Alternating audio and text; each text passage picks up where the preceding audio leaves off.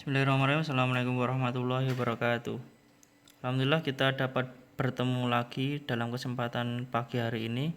Kita akan masuk ke pelajaran sejarah kebudayaan Islam bab 2. Langsung saja, yang pertama, periode dakwah Nabi Muhammad SAW di Mekah.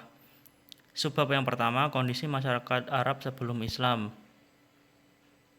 Itu bisa dilihat nama saya, kalau absen silakan dicari nama saya biar kalau merekap absen itu mudah untuk yang laju.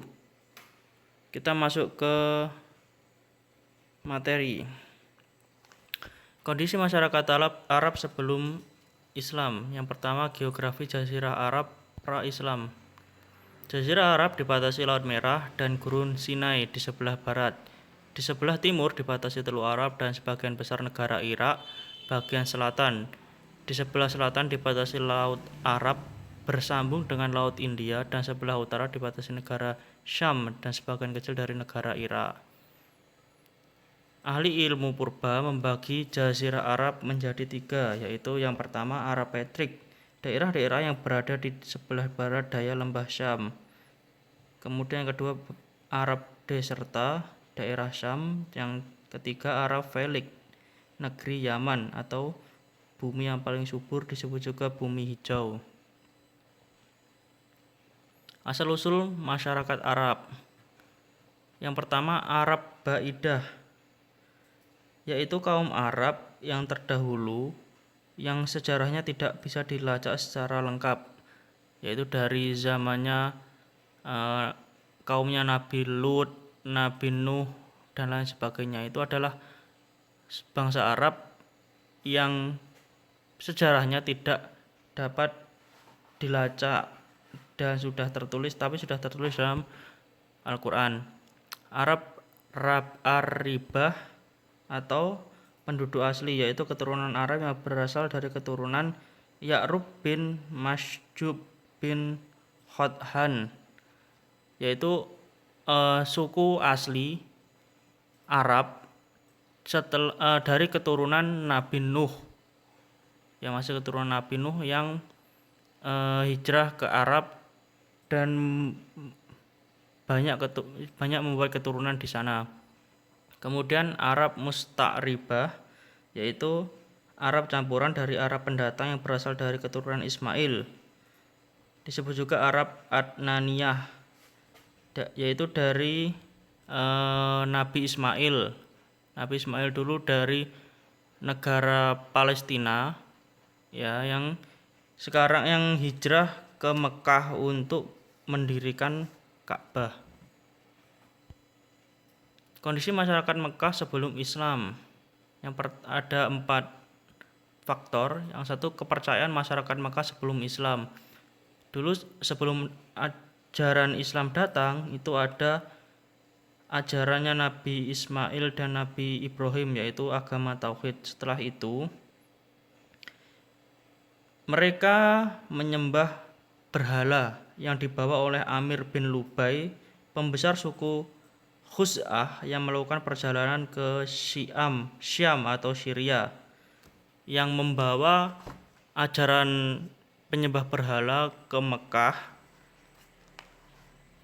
Adapun faktor-faktor penyebab penyimpangan tersebut, yaitu adanya kebutuhan terhadap Tuhan. Jadi mereka butuh Tuhan, kecenderungan yang kuat mengagungkan leluhur yang berjasa, terutama kepala kabilah nenek moyang mereka. Jadi arca-arca itu dibuat menyerupai leluhur mereka. Rasa takut yang kuat menghadapi kekuatan alam yang menimbulkan bencana mendorong mereka mencari kekuatan lain di luar Tuhan. Jadi mereka percaya dengan adanya takhayul. Di samping itu, ya, selain menyembah berhala, itu ada kepercayaan lain yang berkembang di Mekah, yaitu menyembah malaikat. Karena mereka mempercayai bahwa malaikat adalah putri Tuhan. Yang kedua, menyembah jin, roh atau hantu. Mengadakan sesajen berupa kurban binatang sebagai bahan sesajen agar mereka terhindar dari bahaya dan bencana. Kemudian ada juga agama yang berkembang sebelum Islam datang, yaitu Yahudi, Nasrani, Sabi'ah, dan Majusi. Kemudian kondisi sosial masyarakat Mekah sebelum Islam. Sosial mereka itu ada di sana berbagai keluarga membentuk kabilah atau kelompok kabilah membantu suatu suku pimpinan yang dipimpin oleh seorang syekh. Mereka menekankan hubungan kesukuan sehingga kesetiaan atau solidaritas kelompok menjadi sumber kekuatan bagi suatu kabilah atau suku. Sesungguhnya pada zaman jahiliyah, masyarakat Arab memiliki berbagai sifat karakter yang positif seperti sifat pemberani, ketahanan fisik yang prima, daya ingat yang kuat, kesadaran akan harga diri dan martabat, cinta kebebasan, setia terhadap suku dan pimpinan, pola kehidupannya sederhana, ramah tamah, mahir dan bersyair. Tetapi sifat tersebut seakan hilang, tidak ada artinya karena suatu kondisi yang menyelimuti kehidupan mereka, yaitu ketidakadilan, kejahatan dan keyakinan terhadap tahayul. Bahkan dahulu kebiasaan buruk yang sering ada zaman jahiliyah yaitu seperti minum khamr, mabuk, berzina, berjudi dan merampok. Karena belum ada ajaran yang membuat mereka melakukan perbuatan-perbuatan yang baik. Kemudian kondisi ekonomi masyarakat Mekah sebelum Islam. Masyarakat Mekah bermata pencarian di bidang perdagangan, pertanian, dan peternakan. Peternakan menjadi sumber kehidupan bagi Arab Badui. Mereka berpindah-pindah menggiring ternaknya ke daerah yang sedang musim hujan atau padang rumput. Mereka mengonsumsi daging dan susu dari ternaknya, membuat pakaian dan kemahnya dari bulu domba. Jika telah terpenuhi kebutuhannya, mereka menjualnya kepada orang lain. Masyarakat perkotaan yang tinggal di daerah subur seperti Yaman, Taif, Madinah, Khaybar atau lainnya, mereka menggantungkan sumber kehidupan pada pertanian. Mereka memilih perniagaan sebagai mata pencarian. Khususnya penduduk Mekah, mereka memiliki pusat perniagaan istimewa. Penduduk Mekah memiliki kedudukan tersendiri dalam perdagangan orang-orang Arab, yaitu mereka penduduk negeri Mekah. Orang Arab tidak akan mengganggu mereka jika tidak akan mengganggu perniagaan mereka.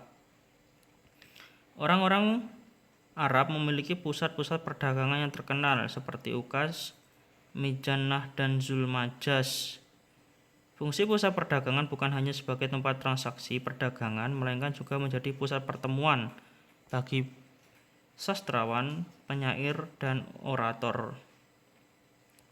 Kemudian kondisi politik masyarakat Mekah sebelum Islam. Sebelum datangnya Islam, di sana ada faktor-faktor penghalang bagi terbentuknya sebuah negara kesatuan karena adanya tatanan politik yang benar.